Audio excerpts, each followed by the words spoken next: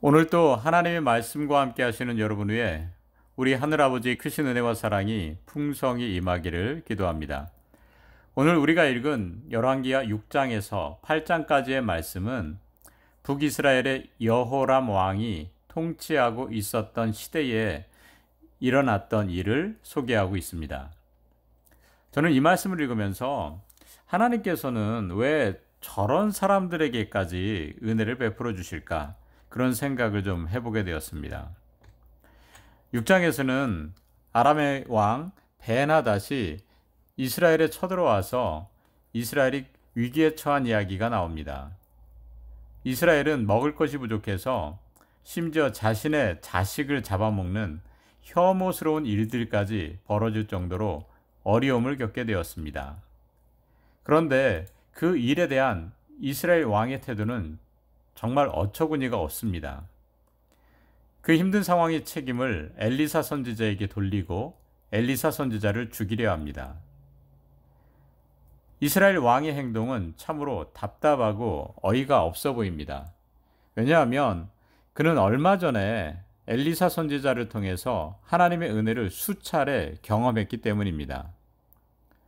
6장에는 아람 왕이 이스라엘을 공격하기 위해서 계획을 짜면 엘리사 선지자는 이것을 미리 알고 이스라엘 왕에게 알려주곤 해서 이스라엘 왕이 위기에 빠지지 않도록 수차례 도와주는 이야기가 나옵니다. 아람의 계획이 번번이 이스라엘에게 미리 알려져서 실패하게 되자 이것이 엘리사 선지자 때문이라는 것을 안 그 아람 왕은 엘리사 선지자부터 없애야겠다는 생각에 병사들을 밤에 엘리사 선지자가 있는 도단으로 보냅니다. 새벽에 아람의 군대가 왔다는 것을 안 엘리사 선지자의 사환이 이것을 보고 두려움에 떨게 됩니다. 그러자 엘리사 선지자는 그 사환의 눈을 열어서 오히려 하나님의 군대가 더 많다는 것을 보여줍니다. 반면에 엘리사 선지자는요, 아람의 군대의 눈을 어둡게 해서 그들을 사마리아로 이끌어서 이스라엘 군대에 포위당하도록 하여 아람의 군대가 완전히 괴멸될 상황에 이르기까지 만들어 버립니다. 그로 인해서 아람의 군대는요, 몇 해 동안 이스라엘을 넘보지 못하게 되었습니다.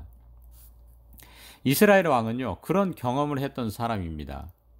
그런데 지금 적반하장격으로 오히려 엘리사 선지자에게 책임을 전가시키고 죽이려 하고 있습니다. 만약 저 같으면 이스라엘 왕 같은 사람이 제 주변에 있으면요, 그런 사람을 외면하고 모른 척 할 것 같습니다. 오히려요, 그 사람을 미워할 것 같아요. 하지만 하나님께서는 어떻게 하십니까? 7장에 따르면 하나님은 엘리사 선지자의 입술을 통해 이스라엘의 회복을 선포하십니다. 내일 이맘때가 되면 오히려 물자가 풍성해질 것이라고 말씀해 주십니다. 그러나요, 그 왕의 그 신하라고 이스라엘 왕의 장관은 하나님께서 하늘에 창을 낸다고 해도 그것은 불가능하다고 합니다. 하지만 하나님은 어떠한 분이십니까? 광야 40년 동안 하늘에 창을 내셔서 수많은 백성을 먹이시고 입히시고 마시우게 하신 분입니다. 그 다음날 하나님은 놀라운 하나님의 방법대로요, 하나님의 말씀을 이루셨습니다. 하나님께서 계획하시는 일은 어떠한 상황에서도요, 우리의 방법이 아닌 우리의 생각하는 것을 뛰어넘으셔서 그 일을 이루어 가십니다. 그리고 하나님은 어떤 환경 속에서도 하나님의 백성을 지켜주십니다. 8장에서도 보면은요, 이스라엘이 있을 7년 동안의 기근에 수넴 여인을 이방 땅인 블레셋에 보내셔서 7년을 견디게 하십니다. 물론 그 7년이라는 기간은 아주 힘든 시간이었지만 동시에 최악의 상황에서 하나님은 그 여인과 아들을 은혜와 사랑으로 보호해 주시는 것을 볼 수 있습니다. 하나님은 이러한 분이세요. 반면에 하나님을 믿지 못하고 나라의 위기가 닥치자 오히려 하나님의 사람을 원망하고 죽이려고 하고 있는 것이 이스라엘의 왕입니다. 그런데 그런 사람에게 하나님은요, 계속해서 은혜를 베풀어 주십니다. 왜 그러실까? 그분이 바로 하나님이시기 때문입니다. 하나님은요, 그러한 분이세요. 만약에 하나님이 저처럼 또한 여러분처럼 기다리지 못하고 인내하지 못하셨으면 어떻게 될까? 우리가 이 세상을 온전히 살아가며 또한 앞으로 살아갈 수가 없게 될 것입니다. 저는 이스라엘의 왕의 모습을 보면서 문득 그 사람의 모습이 제 모습이라는 것을 깨닫게 됩니다. 하나님의 은혜와 사랑을 받아서 나에게 좋은 일이 있을 때면 주님 감사합니다. 주님 사랑합니다. 이렇게 외치며 찬양하지만 힘들고 어려운 일을 직면하게 될 때는 한숨 쉬며 불평하고 원망하는 모습이 저희의 모습 아닙니까? 그러나 주님은 그러한 우리를 끝까지 사랑하시고 은혜를 베풀어 주십니다.